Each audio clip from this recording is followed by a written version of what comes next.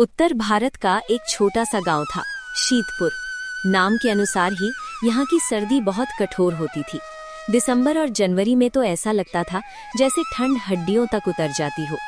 उस सुबह पूरा गांव सफेद कोहरे की चादर में ढका हुआ था। सूरज निकलने की कोशिश कर रहा था, लेकिन ठंड ने उसे भी कैद कर रखा था।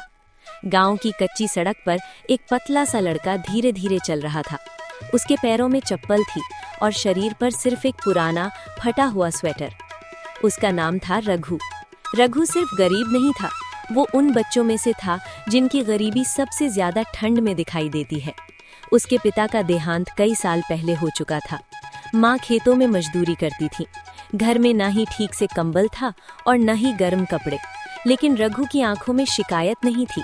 उसके चेहरे पर एक अजीब सी मजबूती थी, क्योंकि रघु अकेला नहीं था। उसका एक दोस्त था, मोहन। मोहन और रघु बचपन से साथ थे। स्कूल में एक ही बेंच पर बैठते थे, एक ही स्लेट, एक ही पेंसिल और कभी कभी एक ही रोटी भी। चाहे कहीं जाओ, दोनों की जोड़ी हमेशा एक साथ रहती, जैसे राम लखन की। मोहन थोड़ा समझदार था और रघु थोड़ा भावुक, लेकिन दोनों की दोस्ती ऐसी थी कि गांव वाले भी दोनों की जोड़ी को देखकर कहते, अरे देखो हरीश, इन दोनों की जोड़ी राम लखन की जोड़ी लग रही है। इन दोनों के एक शरीर में दो जान है। इन दोनों की जोड़ी को हमेशा सलामत रखे, मेरी भगवान से यही दुआ है। जनवरी का महीना आ चुका था। रात का तापमान 0 के पास पहुंच जाता था। उस साल ठंड कुछ ज्यादा ही भयानक थी। ठंड के मारे लोगों की हड्डियां तक जम जाती। लोग अलाव के पास भी कांप रहे थे। रघु और उसकी माँ के पास सिर्फ एक पुराना कंबल था। माँ अक्सर वही कंबल रघु को दे देती थी और खुद ठंड सहती थी। एक रात रघु ने देखा, उसकी माँ ठंड से कांप रही थी। ये देखकर रघु की आंखों में आंसू आ गए। अगले दिन रघु स्कूल गया। उसके हाथ ठंड से नीले पड़ चुके थे। मोहन ने देखा और पूछा, अरे रघु भाई, इतना कांप क्यों रहा है? क्या बात है, बता मेरे को। तबीयत ठीक नहीं है क्या? रघु कुछ नहीं बोला। मोहन समझ गया। स्कूल की छुट्टी होने के बाद मोहन रघु को अपने घर ले गया। मोहन का घर भी अमीर नहीं था कि रघु की हर समस्या को हल कर दे, लेकिन मोहन के पास 2 कंबल थे। मोहन ने एक कंबल उठाया और रघु के हाथ में दे दिया। मोहन बोला, लो रघु भाई, ये कंबल ओढ़कर घर जाओ। आपका और माँ का ठंड में ध्यान रखना। आज ठंड बहुत है और आराम से जाना। नहीं यार, तेरे घर में भी ठंड है, तुम क्या ओढ़ोगे फिर? नहीं भाई, आप ही रखो इस कंबल को। दोस्ती में हिसाब नहीं होता, आपसी प्रेम भावी दोस्ती आगे बढ़ती है।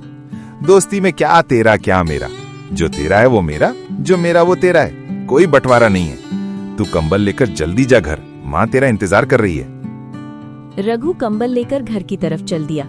उस रात ठंड और बढ़ गई। तेज बर्फीली हवा चल रही थी। अचानक गांव में खबर फैली, एक बुजुर्ग बाबा झोपड़ी में बेहोश पड़े हैं। लोग डर रहे थे। इतनी ठंड में बाहर जाना खतरे से कम नहीं था। लेकिन मोहन और रघु बिना कुछ सोचे निकल पड़े। बाबा की झोपड़ी में कोई अलाव नहीं था। उनके हाथ पत्थर जैसे ठंडे थे। मोहन ने तुरंत अपनी शॉल उतार दी। रघु ने अपनी जैकेट दे दी। दोनों ने लकड़ी इकट्ठा की और आग जलाई। धीरे धीरे बाबा की सांसें सामान्य होने लगी। जब बाबा ठीक हुए, बाबा ने आंख खोली और कहा, बेटा, तुम दोनों फरिश्ते हो। आपने मेरे लिए इतना कुछ किया, आप धन्यवाद के पार्थी हो। अगले दिन रघु बीमार पड़ गया। तेज बुखार और ठंड से हालत खराब हो गई। माँ के पास दवा के पैसे नहीं थे। मोहन को पता चला तो वो चुपचाप अपनी गुल्लक तोड़ लाया। उस गुल्लक में उसके साल भर के जमा पैसे थे। मोहन ने माँ के हाथ में पैसे रखे। आंटी, रघु को कुछ नहीं होना चाहिए। ये लो पैसे और रघु का इलाज कराओ। अगर पैसे और चाहिए तो बता देना, पर जल्दी से रघु का इलाज कराओ।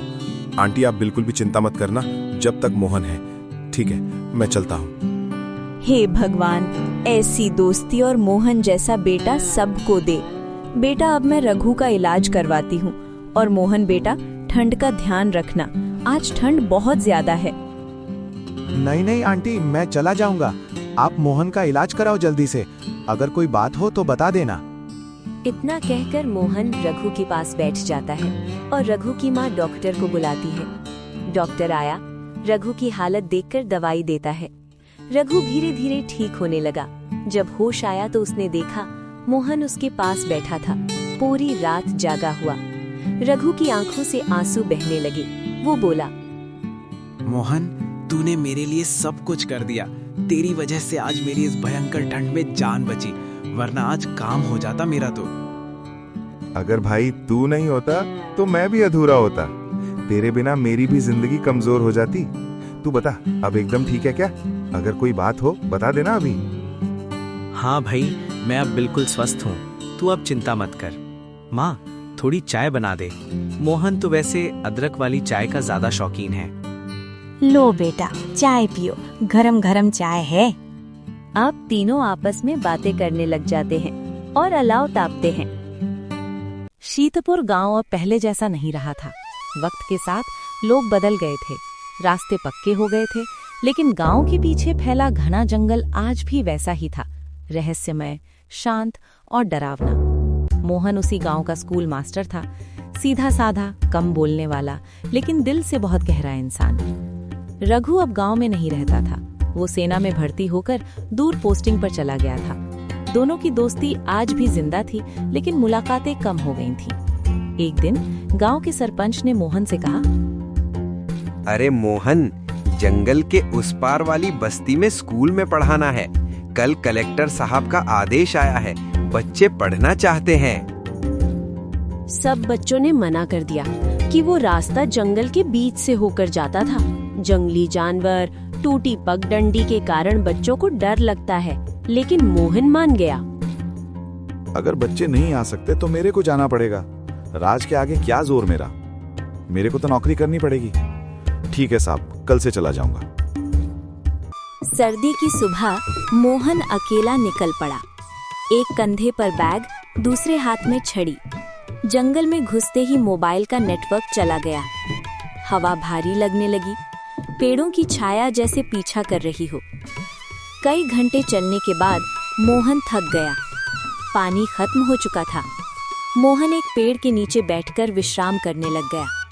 तभी झाड़ियों के पीछे से कुछ हिलने की आवाज आई। मोहन ने देखा और सांसें तेज हो गईं।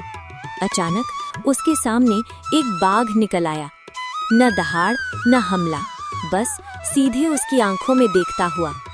मोहन का शरीर जम गया।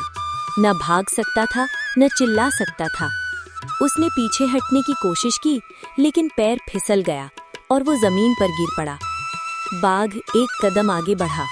मोहन की आंखों के सामने जिंदगी घूम गई। स्कूल, बच्चे, गांव और रघु। मोहन ने धीरे धीरे अपने आप को उठाने की कोशिश की, लेकिन डर ने उसकी ताकत छीन ली थी। बाघ अब बहुत पास था।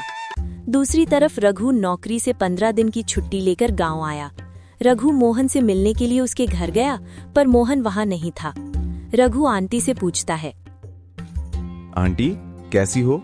मोहन नहीं आया क्या ड्यूटी से? स्कूल की छुट्टी तो 4 बजे ही हो जाती है। बस बेटा बढ़िया है। मोहन रोज जल्दी ही आ जाता है, पर आज इतना लेट कैसे हुआ पता नहीं। मेरे खुद को भी बहुत चिंता हो रही है। आंटी की बात सुनकर रघु को पता चल गया कि मोहन मुश्किल घड़ी में है। मोहन जरूर कोई विपदा में फंस गया है, तभी इतना लेट हो गया घर आने में। मुझे जल्दी से मोहन की मदद करनी चाहिए। ये कहकर रघु वहां से जंगल की तरफ भागता हुआ आया। तभी रघु ने देखा कि एक बाघ मोहन पर हमला करने की सोच रहा था। तभी रघु ने शोर मचाया। बाघ रघु के शोर और मशाल को देखकर भाग जाता है।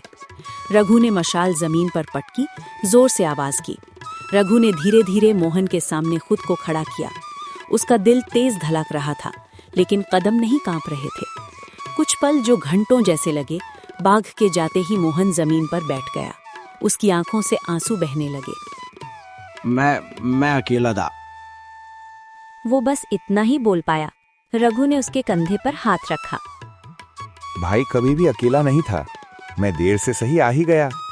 जब तक रघु में सांस है तब तक तेरे पास में है। तू ठीक तो है ना? चल अब जल्दी से घर चलते हैं। आंटी भी तेरा इंतजार कर रही है। हाँ भाई, ठीक हूँ मैं अब। हाँ, माँ जरूर मेरा इंतजार कर रही है। अब दोनों दोस्त वहां से घर की तरफ चल देते हैं। जंगल अब वैसा नहीं लग रहा था। पेड़ वही थे, रास्ता वही था, लेकिन डर कम हो गया था। मोहन ने कहा, मैं बच्चों को पढ़ाने आया था, लेकिन आज खुद एक सबक सीख गया। जिंदगी में एक सच्चा दोस्त हो तो कितनी विपदा आ जाए वो पार कर देता है। अरे भाई, मदद मांगना कमजोरी नहीं होती। दोस्ती में हमेशा मदद करनी चाहिए। हमेशा इंसान को दोस्ती को निभाना चाहिए। गांव पहुंचते ही लोग हैरान रह गए। सरपंच की आंखें भर आईं और बोले, आज हमने 2 जिंदगियां नहीं, दोस्ती को लौटते देखा है। दोस्ती हो तो ऐसी हो। रघु अपनी जान की परवाह किए बिना मोहन को बचा लिया। आपकी दोस्ती हमेशा सलामत रहे। वे दोनों वहां से घर चले जाते हैं। मोहन की माँ दोनों को देखकर बहुत बड़ी खुश होती है और कहती है, अरे आ गए तुम दोनों, ठीक हो आप दोनों? बहुत देर लगा दी आ जाने में। मेरे को तो बहुत चिंता हो रही थी आप दोनों की। मैंने अभी तक खाना भी नहीं खाया। हाँ माँ, ठीक है हम दोनों। माँ, अगर आज रघु नहीं होता तो आज मेरा तो काम तमाम हो जाता। रघु ने मेरे को उस बाग से बचा कर लाया। अब माँ, आप बिल्कुल भी चिंता मत करो और खाना खाओ। हे भगवान, दोस्ती हो तो ऐसी, कितना भी दुख आ जाए, दुख ही टूट जाए, पर दोस्ती नहीं। बेटा, हमेशा दोस्ती ऐसी ही रखनी चाहिए। दुनिया हमेशा याद रखे। कुछ दिनों बाद जंगल के उस पार छोटा सा स्कूल बन गया। मोहन हफ्ते में 2 दिन रघु के साथ वहां जाता। अब वो अकेला नहीं जाता था। गांव के बच्चे जब जंगल की तरफ देखते तो कहते, उधर मास्टर जी पढ़ाने जाते हैं और उधर दोस्ती पहरा देती। रघु वापस ड्यूटी पर चला गया। मोहन फिर स्कूल में।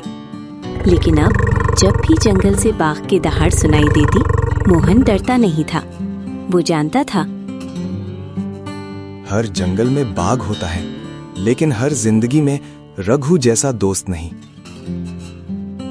अब वो बाघ भी मोहन और रघु की दोस्ती को देखकर उस दिन के बाद में उस जंगल को ही छोड़ दिया। ये थी और यही मोहन और रघु की अमर दोस्ती की कहानी थी। इस कहानी से ये सीख मिलती है कि सच्चा दोस्त वही होता है जो मुश्किल में साथ खड़ा रहे। गरीबी दोस्ती को कमजोर नहीं बनाती। इंसानियत सबसे बड़ी दौलत है। अगर आपको हमारी कहानी अच्छी लगी हो तो चैनल को सब्सक्राइब करना ना भूलें और शेयर जरूर करें।